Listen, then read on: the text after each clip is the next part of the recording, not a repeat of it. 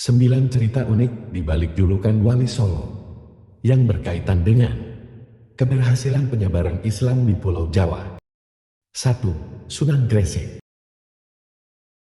Syekh Maulana Malik Ibrahim pertama kali mendarat di Desa Lerang, Kabupaten Gresik. Tempat dakwahnya ini membuatnya dikenal sebagai Sunan Gresik. 2. Sunan Ampel. Raden Rahmat mendirikan pesantren di Ampel Denta di Surabaya. Karena hal ini, Raden Rahmat diberi julukan Sunan Ampel. 3. Sunan Bonang.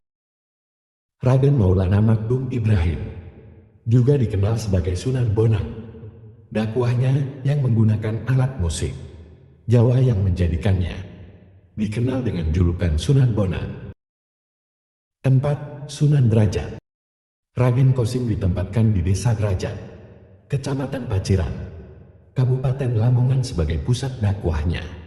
Penempatan pusat dakwahnya ini membuat Raden Kosim dikenal sebagai Sunan Derajat. 5. Sunan Giri.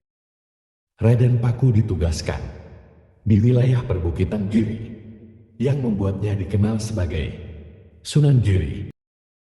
6. Sunan Kudus.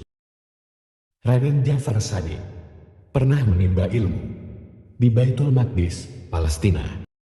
Selama belajar di sana, Raden Jafar dikatakan membantu dalam memberantas penyakit yang menimbulkan banyak korban, dan sebagai hadiahnya, ia diberikan kekuasaan di Palestina. Namun, Raden Jafar meminta agar hadiah tersebut dialihkan ke Pulau Jawa. Akhirnya, Raja Palestina memberikan kekuasaan di Jawa Tengah, dan daerah tersebut dinamakan Kudus, yang berasal dari salah satu kota di Palestina, Al-Qudus. Inilah yang membuatnya dijuluki sebagai Sunan Kudus. 7. Sunan Kalijaga. Nama Kalijaga diberikan kepada Raden Mas Syahid oleh gurunya, Sunan Bonang.